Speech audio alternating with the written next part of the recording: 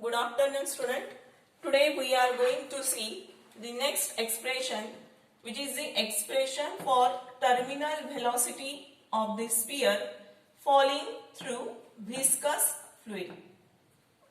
Before this, we first know what is the terminal velocity.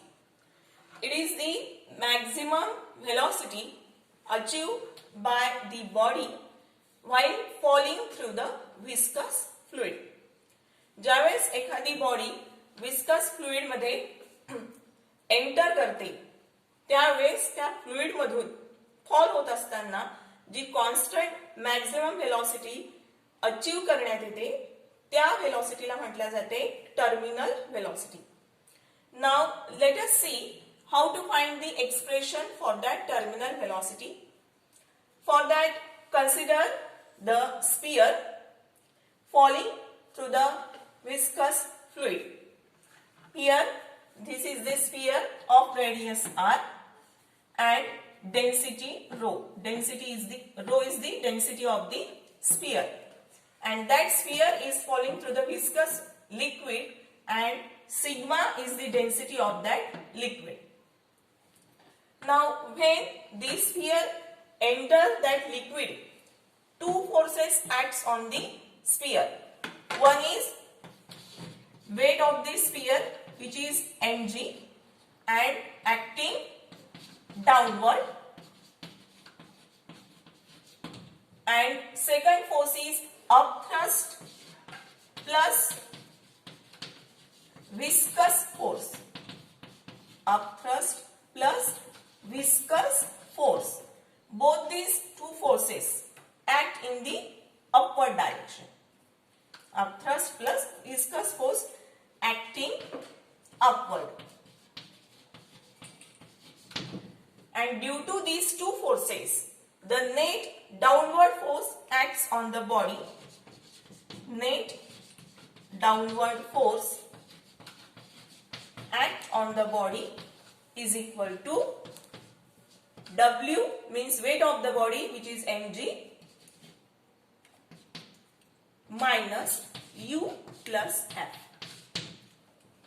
ज्यावेळेस हा sphere liquid मध्ये enter करतो त्यावेळेस त्या स्फियर वर दोन फोर्सेस ऍक्ट होतात. एक त्या स्फियरचं स्वतःचं वेट जे आहे mg, जे होतं डाऊनवर्ड दिशेने ऍक्ट होत असतं, आणि दुसरा फोर्स म्हणजे अपथ्रस्ट प्लस विस्कस फोर्स मिळून जो फोर्स तयार होतो तो ऍक्ट होतो, जो होतो वरच्या दिशेने. त्यामुळे त्या स्फियर वर एक टोटल डाऊनवर्ड फोर्स ऍक्ट होत असतो. त्याची व्हॅल्यू आपल्याला मिळते W minus U plus F. And this force is responsible for the downward acceleration of the sphere, due to which that sphere moves with the maximum velocity. आणि हा जो net downward force इथे तयार झालेला आहे हा काय करतो, त्या स्फियरला डाऊनवर्ड दिशेने ऍक्सेलरेशन प्रोव्हाइड करतो, की ज्यामुळे तो स्फियर काय करत असतो, मॅक्सिमम व्हेलॉसिटी अचीव करतो. And when the sphere attains or achieve the maximum velocity, at that stage both these forces becomes equal. At maximum velocity both these forces becomes equal, that is W is equal to U plus F, and that's why the no net force act on the body.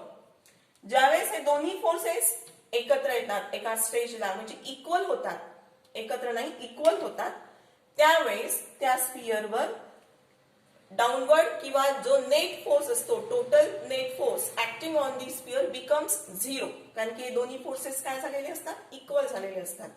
आणि म्हणून तो जो sphere असतो maximum velocity attend करतो आणि त्याच maximum व्हेलॉसिटीने तो fall होतो. And that maximum velocity is called as a terminal velocity. Now let us find the expression for that terminal velocity. Now here the condition is given in which at the maximum velocity or at the terminal velocity weight of the sphere is equal to upthrust plus viscous force. Now we know the expression for viscous force is 6 pi eta RV, where 6 pi is the constant of proportionality, eta is the coefficient of viscosity, R is the radius of the sphere, and V is the terminal velocity. And this upthrust means it is the weight of liquid displaced by the sphere, and its value is written as 4 by 3 pi r cube sigma into G. 4 by 3 pi r cube sigma into G. This is equation number 1. Now when we write all these values in equation 1, we get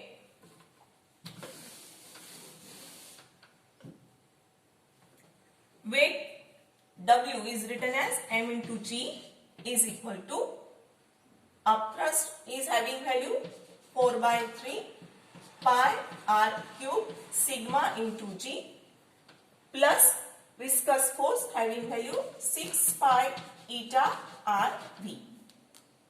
Now again write that mass of the sphere in terms of volume and density. We get 4 by 3 pi r cube rho into G is equal to 4 by 3 pi r cube sigma into G plus 6 pi eta RV. Therefore, we get 6 pi eta RV is equal to 4 by 3 pi r cube rho G minus 4 by 3 pi r cube 6G. Take out that 4 by 3 pi r cube common, we get 4 by 3 pi r cube into in bracket rho minus sigma into G. Here 6 pi eta RV. Then cancel common term which is pi r r. We get 6 eta V is equal to 4 by 3 r square rho minus sigma into G, that is V is equal to 4 by 3 6 eta r square into rho minus sigma into G, that is equal to 2 by 9 r square rho minus sigma into G upon eta. This is the expression for terminal velocity of the sphere falling freely through the liquid.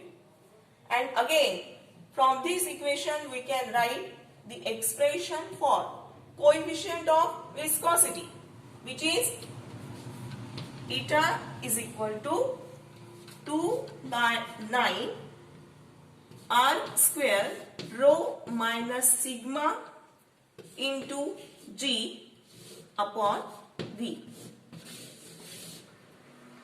Now let us see the expression for terminal velocity, which is 2 by 9 r square rho minus sigma into G upon eta. From this equation, it shows that terminal velocity is directly proportional to the radius of the sphere, and this is the reason why the larger raindrops move or falls with the maximum velocity as compared to the smaller raindrops. आपण बघतो की ज्यावेळेस मोठ्या थेंबाचा पाऊस पडतो त्यावेळेस ते थेंब फार वेगाने येत असतात, आणि ज्यावेळेस कमी बारीक थेंबाचा पाऊस पडतो तो कसा असतो, स्लो असतो as compared to the larger raindrops. हे त्याच्या मागचं कारण आहे, कारण की टर्मिनल व्हेलॉसिटी ही रेडियस सोबत कशी आहे, डायरेक्टली प्रोपोर्शनल. जर रेडियस जास्त असेल त्या ड्रॉपचा तर त्याची व्हेलॉसिटी सुद्धा फॉलिंग व्हेलॉसिटी कशी राहील, जास्त. रेडियस जर कमी असेल तर त्याची फॉलिंग व्हेलॉसिटी कशी राहील, कमी राहील.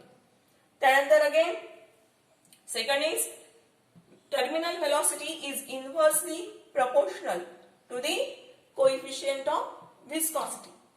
म्हणजे coefficient of viscosity जर जास्त असेल तर टर्मिनल व्हेलॉसिटी कशी आहे, कमी आहे. आणि कोएफिशियंट ऑफ विस्कॉसिटी जर कमी असेल तर टर्मिनल व्हेलॉसिटी कशी आहे, जास्त. म्हणजेच विस्कस फ्लुइड मध्ये जास्त प्रमाणात जर तो फ्लुइड विस्कस असेल तर त्या फ्लुइड मधून एखादी बॉडी फॉल होत असेल तर तिची व्हेलॉसिटी कशी राहील, नेहमी कमी as compared to the less viscous fluid. Thank you.